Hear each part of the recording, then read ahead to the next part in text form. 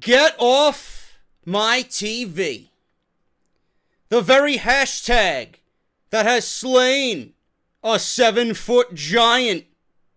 The very hashtag that has sent a demon directly back to hell. And the very hashtag that has sent a beast into starvation. Now available as an official wrestling podcast partner of barbershopwindow.com. Get Off My TV, Off The Script presents to you version 3, featuring the Goon of Goons. Get Off My TV will now be the official hashtag that crumbles an entire empire. For $19.99, you can wear this beauty in pride. Barbershopwindow.com. Link is down below in the description. An official partner for Off The Script. What is going on, guys? JD from New York here.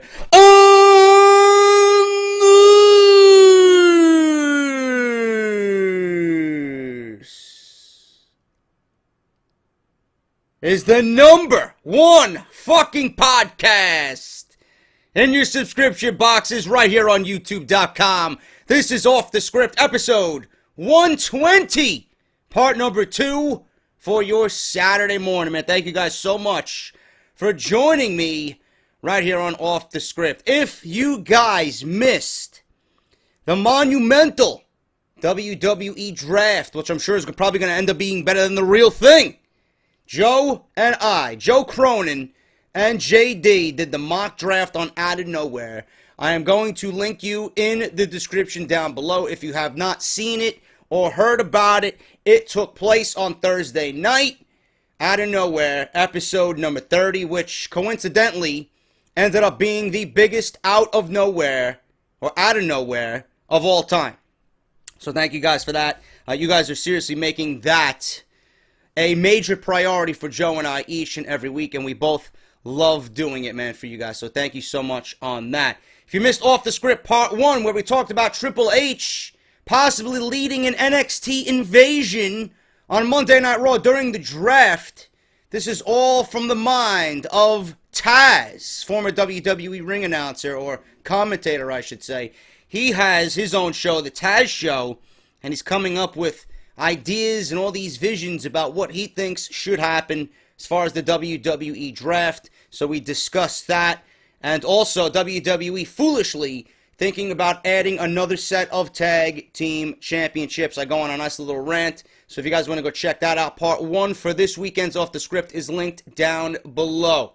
If you guys want to follow me on Twitter and subscribe to the YouTube channel, both the same names, at JD from NY206. Please go ahead and do that. I don't know what the fuck you're waiting for. We are nearing 52,000 subscribers, and we are nearing 10,000 followers on Twitter. Thank you guys so much for that. If you guys want to continue to support the Patreon account, JD from NY206. That's patreon.com/JD from NY206.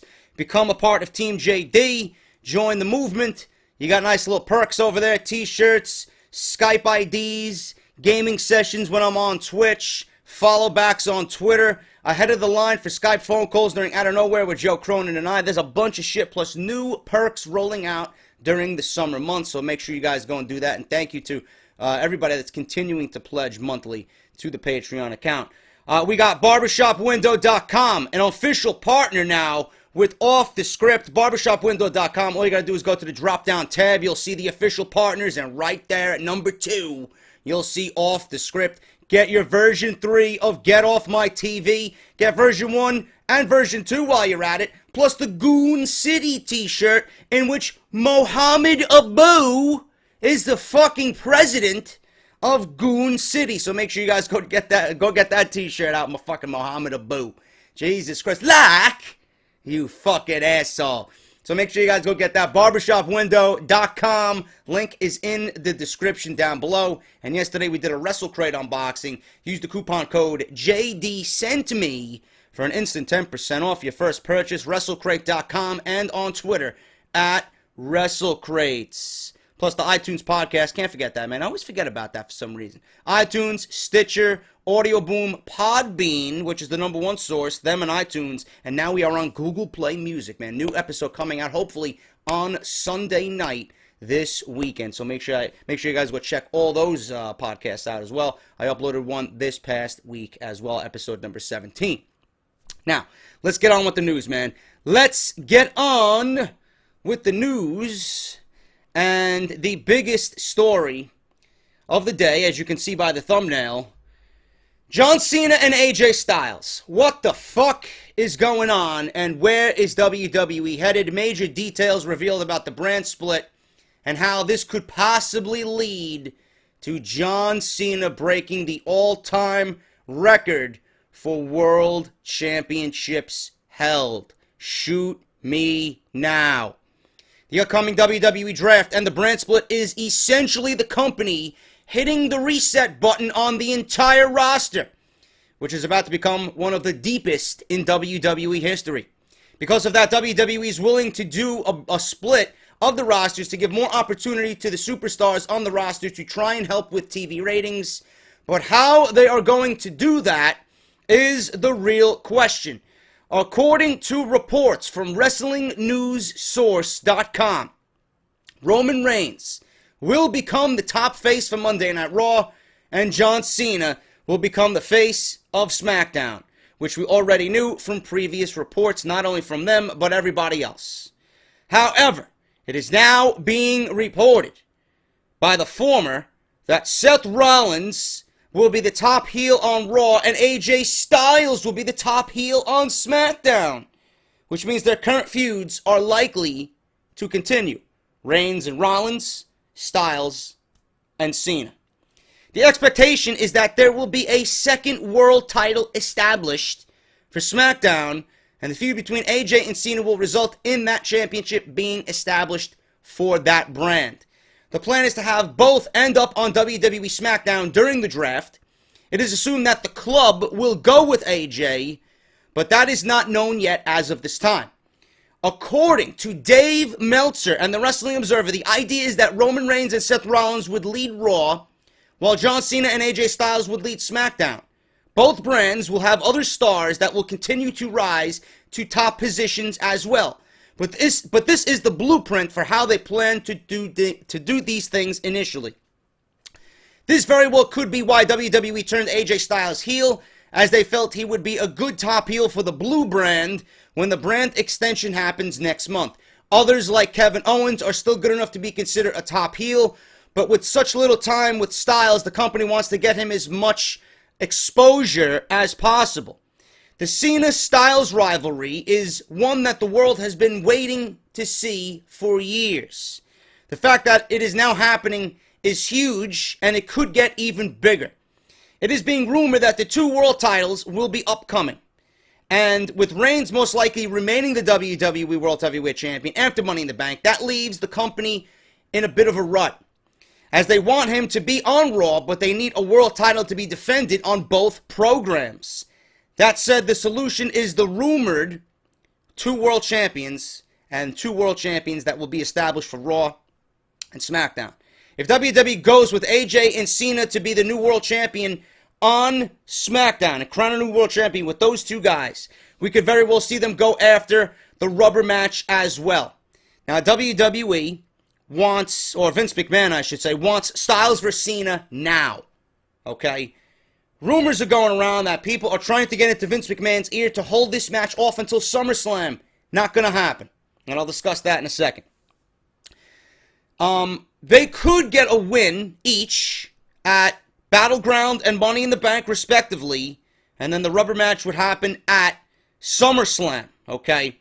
And a match that would truly decide who is the best of the 3. It would be pretty much another Kevin Owens situation from last year. With WWE teasing the 16th world title reign for Cena many times now, it would make sense for them to do it at SummerSlam, a major event for the company.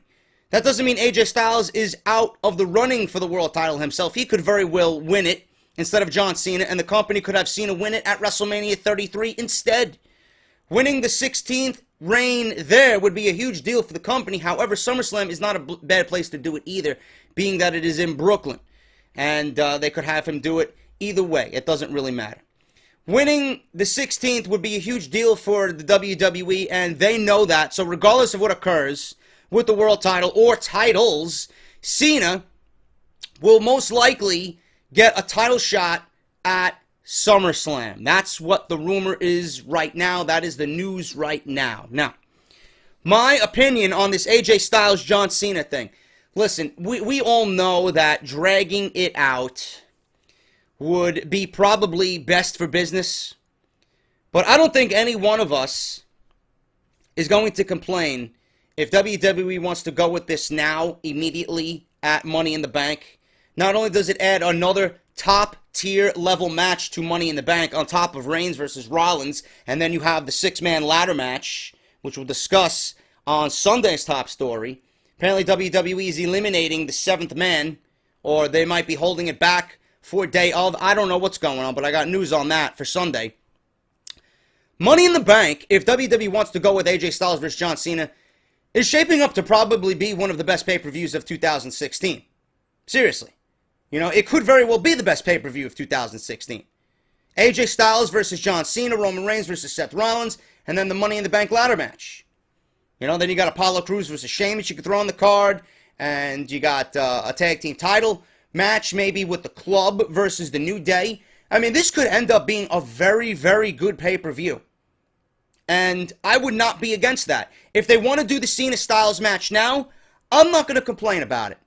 Because in my eyes, I don't think WWE has it within them to book this storyline from now all the way up into SummerSlam and make it seem as important then as it does now. I don't trust them to get us to that point where we are still invested in it. I think it'll go a month and then it'll fizzle out just like everything else WWE does. I think if they start now and they build progressively through the weeks, you have the Cena versus the Club dynamic, you can have, you know, mixed tag team matches here and there, leading up to that third and final match at SummerSlam, in which WWE could put a Smackdown World Championship on the line in that match. Now, I really wouldn't put it with those two guys and decide it between those two guys. I'm more of a traditionalist. I would have a tournament.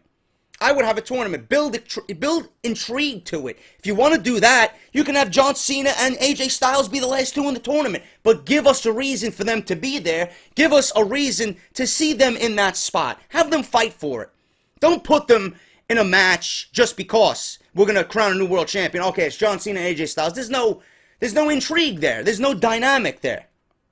You know, build a tournament around it. Take the 8 best guys that you're going to draft to SmackDown, put them in this tournament, and then have it end the way you started, with AJ Styles and John Cena. Then you can finally get that complete story that these guys are feuding right from the beginning. Why AJ Styles? You got to have WWE tell why AJ Styles attacked John Cena. Give us the backstory as to why the Club and AJ Styles attacked John Cena. They go for 2 pay-per-views, battling each other, trading wins back and forth, which in this instance would be okay. And then you develop a tournament after the draft, and you give us the tournament on SmackDown, and then you conclude this tournament at SummerSlam with John Cena and AJ Styles coincidentally being the last 2 guys. Can you imagine the struggle and the story that these 2 guys went through, entered this tournament, and then at the end of it all are the final guys at SummerSlam to fight for the SmackDown World Championship? That's the way to go. Now, I would not advise WWE to have one and done with this match. I think they want to drag this out. I think they see money in this.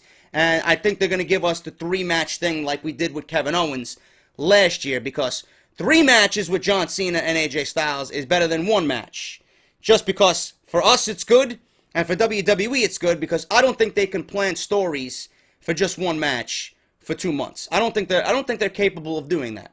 So that's just my opinion on that. Now, I went on a rant yesterday for Off the Script, and I am not a big fan of the 2 world championships. I'm just not. I'm just not. John Cena and AJ Styles, two men that have held some of the biggest championships in the world. John Cena, the WWE Championship. You know, AJ Styles has held championships all around the fucking globe in every promotion he's been in. You know, he's going to come over here into the WWE, and his goal should be to capture the WWE Championship. Now, I know there's a lot of talent, and I know there's a lot of guys that are not going to be able to be showcased because WWE has an agenda with Roman Reigns, and they want to keep the title on Roman Reigns, and then you got Seth Rollins coming back, now you got John Cena coming back. You know, some of these guys who we see as world championship material will never get the opportunity because they don't fit into the structure that WWE has molded for themselves. Okay, so AJ Styles could realistically have an entire career in WWE and never see a world championship. You know, that was the way Daniel Bryan was going until the fans voiced their opinions and the WWE was forced to give Daniel Bryan the world championship. I don't think WWE was ever going to give the championship to Daniel Bryan, but we altered that and they changed it because of us. You know, some of these guys will never get an opportunity to be WWE champion, but that is the reason why they come into the company in the first place. You don't want to be an intercontinental champion. You don't want to be delegated to a U.S. champion. Your ultimate goal upon coming into the WWE is to headline WrestleMania and win the big prize. As far as I see it, and I said this on Off the Script yesterday, you know, it's like WWE is going to downgrade these guys to be a Smackdown world champion. You know, you don't come into the WWE to be a Smackdown world champion. That means two things. Number one, that WWE doesn't think you're good enough to be the man. And number two, I came into the WWE and I'm settling for second best. Smackdown world champion. Meanwhile, I'm here for the WWE World Heavyweight Championship. The number one prize in the company and in the industry. So I don't like two world championships because it downgrades each individual guy going for that title, and it downgrades the WWE Championship. So I don't like it.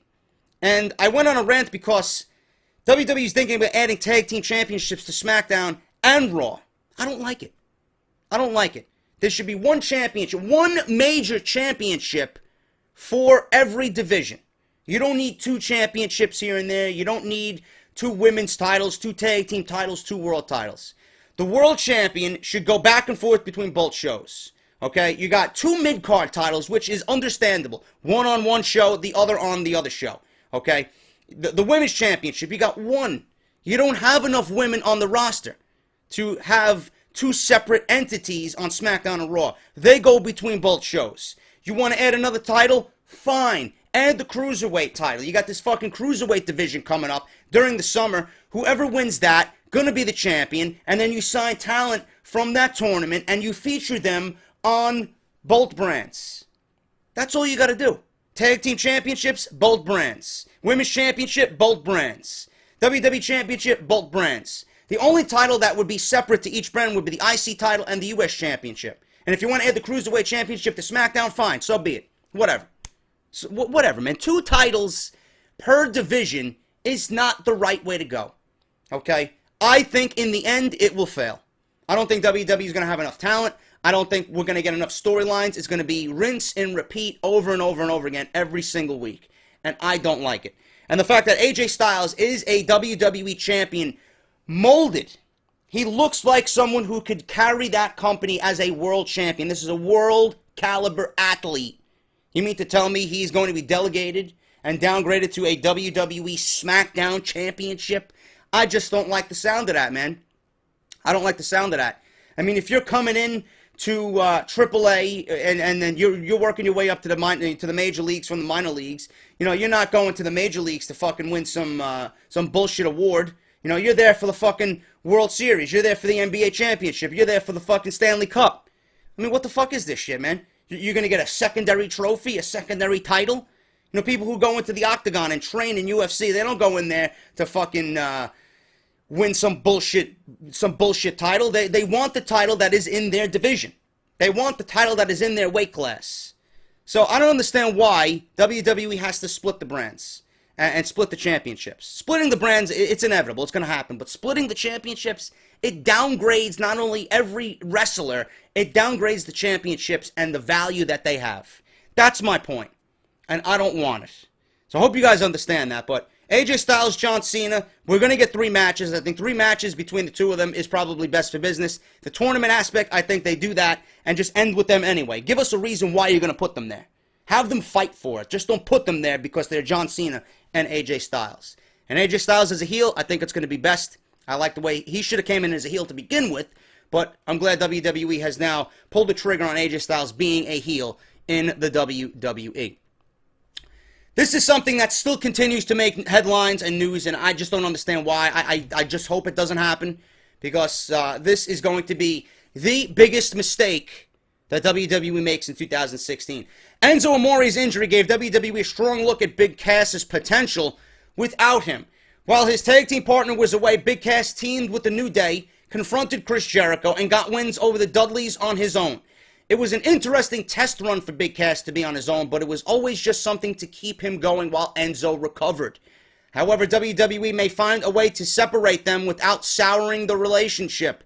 According to a report from WrestleZone.com, Big Cass has been turning a lot of heads in WWE because of his size and his unique look.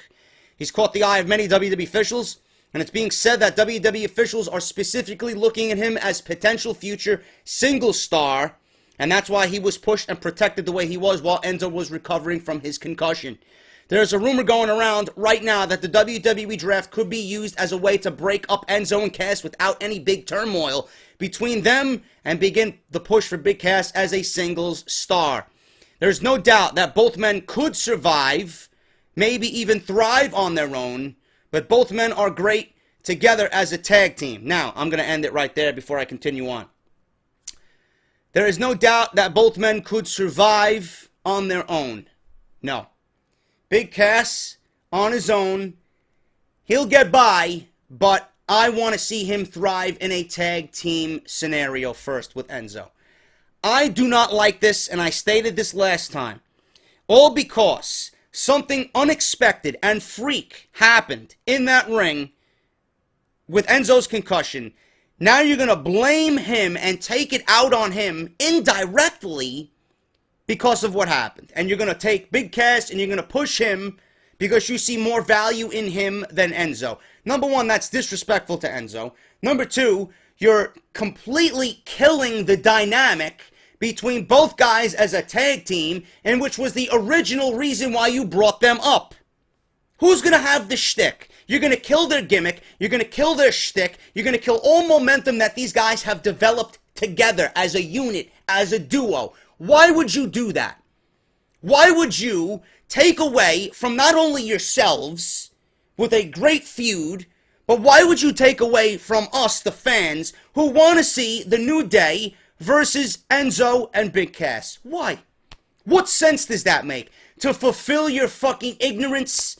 To pretty much put Big Cass out there in a role he's not ready for because you have this fucking desire to just split tag teams when they're not ready. You have a desire to put guys in roles in which they're clearly not ready for. I don't give a shit who he went up against. I don't give a shit if he beat the Dudleys, Chris Jericho, Kurt Angle, Stone Cold Steve Austin. I don't give a shit who he beat on his own while Enzo was away. Big Cass needs to be Big Cass with Enzo. Their value is in a tag team. The tag team is more valuable to the tag team division than Enzo and Big Cass will be individually, in which they'll be floating in the middle of nowhere. What are they going to be doing? Are they going to be fighting for championships? No. They're going to be in meaningless feuds, fucking bullshit segments on Monday Night Raw, because Vince McMahon wants to push Big Cass because he's tall, he's athletic, and he's got a unique look. Give me a fucking break. Nothing is unique about Big Cass. He's a 7-foot-tall guy with long hair. What is unique about him? What is unique is the dynamic that Enzo and Cass bring to the table and the WWE Universe when they're together as a tag team. That is what's unique. Enzo is unique. Big Cass is unique. Together. They both complement each other. There's no reason to split these guys apart. At all. Not only is it fucking devastating to the WWE, but it's devastating to the tag team division because they add so much promise to the tag team division together. You take that away, it's an instant blow to everything. And why would you build these guys for 3 years in NXT and then decide because, oh, Enzo got fucking hurt and it wasn't his fault, okay, we're gonna split them apart. We're gonna railroad Enzo Amore, fuck him, we're gonna push Big Cass as the singles guy, because why? Fuck you. That's why. Fuck that. I fucking hate that mentality, and these guys need to stay together. And I said it with the brand split coming up, I guarantee you,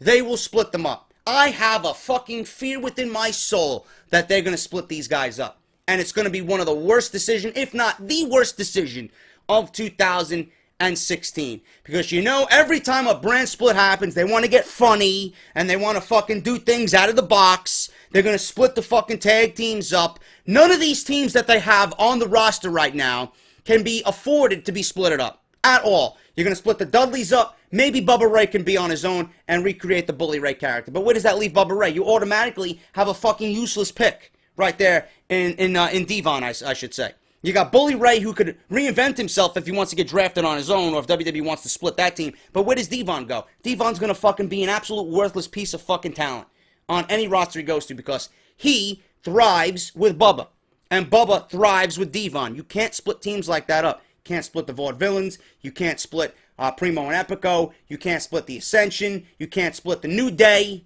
They're not ready to be split up. This is not a Jannetty Michaels situation in which Michaels was ready. It's not, okay? Fuck this shit. And how many times do I gotta explain it to you? They are not ready. Okay?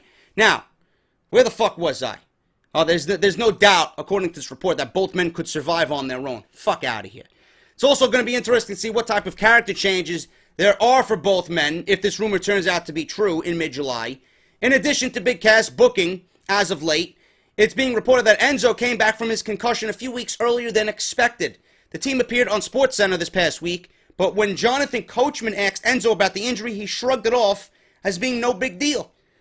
Coachman also brought up the impending brand extension, to which they both said, and they both hope to remain together on the same show, whether to be on Raw or SmackDown.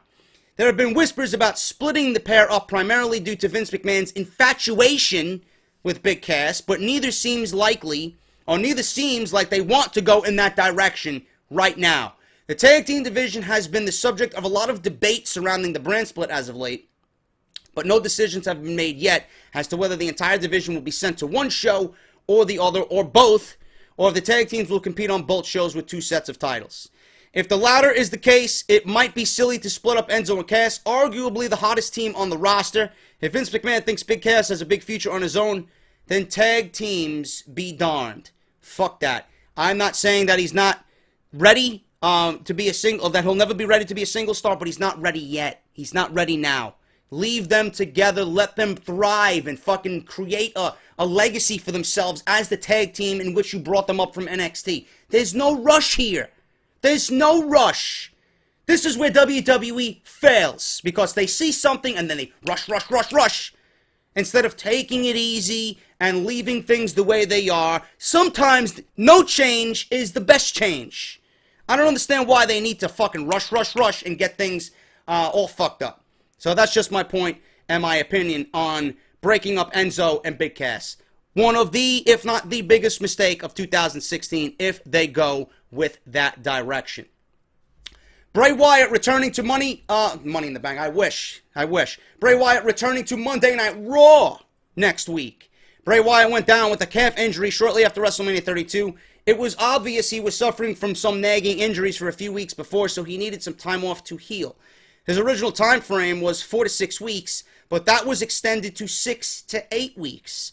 Either way, the expectation was that he'd be back before Money in the Bank. And according to a report from DWN, DailyWrestlingNews.com, the Eater of Worlds is scheduled to be back on the road with WWE sometime next week. There's no word on if he'll be returning to Raw or SmackDown, but it's very likely that he'll be making his return to WWE programming next Monday night.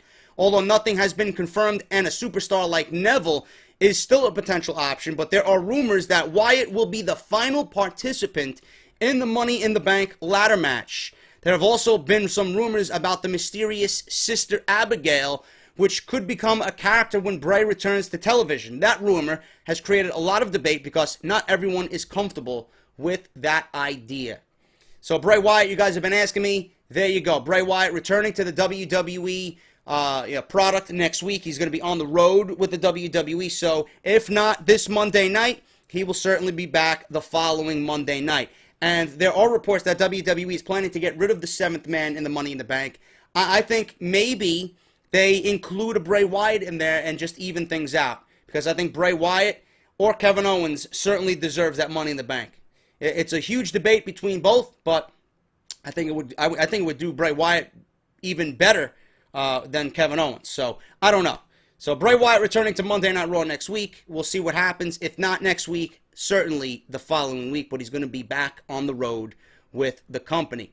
And finally, guys, I'm going to end this part 2 right here. Vince McMahon could be interested in bringing back Johnny Mundo, a.k.a. John Morrison. Back in January, Johnny Mundo of Lucha Underground, who will be remembered as John Morrison in WWE, got into some hot water when he had some criticisms for the WWE World Heavyweight Champion Roman Reigns. Mundo had the following to say as who he'd like to face in WWE, and I quote, "Roman Reigns, I'd love to wrestle him in like 10 years if he's still wrestling. Because then, hopefully, he'd figure out how to work." Good old Johnny Mundo. You gotta love him, bro. You gotta love him. He just may get his chance because according to RingsideNews.com, there is a renewed interest from Vince McMahon about bringing him back to the WWE. As of this writing, there doesn't seem to be anything developing, but Vince McMahon is said to be asking around about him and asked some people to find out about his contract situation with Lucha Underground. Mundo has discussed the possibility of coming back to the WWE someday, but there are several fresh WWE stars that he could wrestle in exciting matches, such as Seth Rollins and AJ Styles. The only issue is that WWE is focusing on building younger talent, but Morrison never really got his due in WWE, so a return could bring him to the top of the company if he's drafted to a certain brand.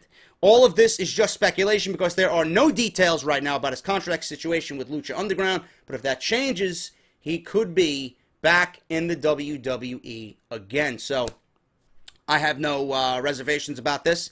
I thought John Morrison was hugely underutilized in WWE. I thought John Morrison had an amazing look. I thought his in-ring talent was fucking great. He was like the Dolph Ziggler of his time in WWE. They always pushed him, and every time he got to the brink of just breaking out, he always got fucking pulled back. You know, John Morrison has a great look. He has the look of a fucking champion. He's got that championship character. He was the perfect Intercontinental Champion. He was a mix of just fucking rock star mixed with Shawn Michaels in the modern day WWE.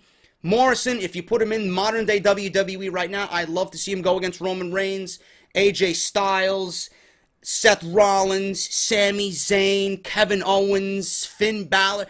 Dude, there's so many fucking opportunities for John Morrison in WWE. And if he's drafted to a Smackdown or a Raw, that's going to give him an even better opportunity than coming in now when there is no brand split. So, Vince McMahon, listen, hopefully he recognizes the talent that John Morrison is and corrects the mistakes that they made with him when he was in the WWE. If they do bring him back, don't make the same mistake like you did with Del Rio, man. You bring him in just for the sake of bringing him in, and you let him waste away, and you do absolutely nothing with him. I don't want to see that happen to John Morrison. I don't want to see that happen with anybody.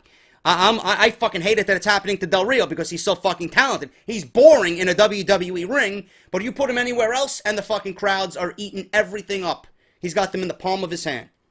So John Morrison back in the WWE, I think that would be a great fucking addition to the roster, and it could do him very well now, being that WWE is planning a brand split. So that is the latest news on John Morrison. Coming back to the WWE, Vince McMahon interested in bringing back Johnny Mundo. So there you got it, guys. Part 2 of Off the Script, episode 120. I will be back tomorrow, as always. WWE removing the 7th spot from the Money in the Bank ladder match. What is going on with that? We got news on that. Backstage details on how Goldberg's video game deal affects his status with the WWE. The Ascension's Victor being repackaged for a solo run. And that's pretty much it. There's not much going on, man. Hopefully there's more news coming out as we go on into Sunday. But if you guys enjoyed this, like and hit that thumbs up. And I'll be back on Sunday for more Off the Script, guys. Thank you so much. Leave me a comment down below of everything you heard in this video, make sure you guys check the description for more great WWE content and everything that you might have missed from my channel this week. Barbershop Window, Twitter, subscribe to the channel, WrestleCrate, the iTunes podcast. Everything is linked down below in the description. I'm JD. Thank you guys for listening and watching, and I'll see you right back here, as always, for Sunday, part 3 of Off the Script. Talk to you later.